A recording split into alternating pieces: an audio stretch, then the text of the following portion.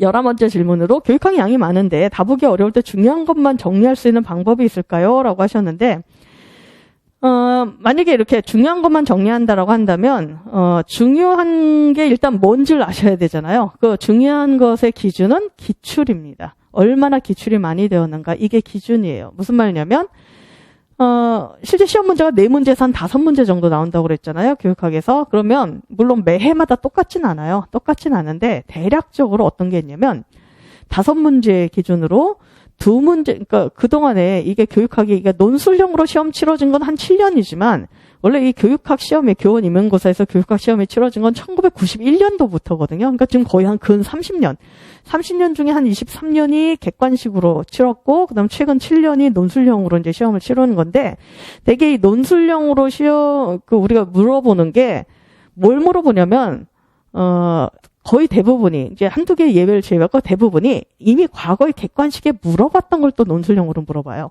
그렇기 때문에 사실은 논술형으로 과연 이 방대한 교육학 영역에서 뭘 물어볼까를 우리가 예측하는 방법 중에 하나는 뭐냐면 과거의 객관식에 그 영역에서 뭘 물어봤는가를 아는 것이 중요하죠. 그런데 그 과거의 객관식으로 물어봤을 때 각 교육학 이론마다 그러니까 자주 물어본 게 있고 좀 덜 물어본 게 있어요. 그 한 23년간 객관식으로 그 교육학 문제 출제되면서 어떤 학자는 한 15번 정도 물어본 학자가 있는가 하면 그러니까 한 15번 정도 기출된 문제가 있는가 하면 어떤 건 23년 동안 한 5번 정도 기출된 그런 내용이 있고 어떤 건 20년 동안 딱 한 번 물어본 게 있고 뭐 이런 식이라는 거죠. 그럼 가장 중요한 건 뭐냐? 일단 많이 기출된 게 중요해요. 그래서 논술 문제 우리가 5문제 기준으로 봤을 때 뭐 항상 똑같지는 않지만 되게 이런 식이에요. 5문제 중에 2문제 정도는 과거에 한 5번 이상 물어본 것 중에서 문제가 출제가 됩니다. 5번 이상 기출된 거. 그 다음에 2문제 정도는 과거에 한 3번에서 4번 정도 기출된 것 중에서 물어봐요.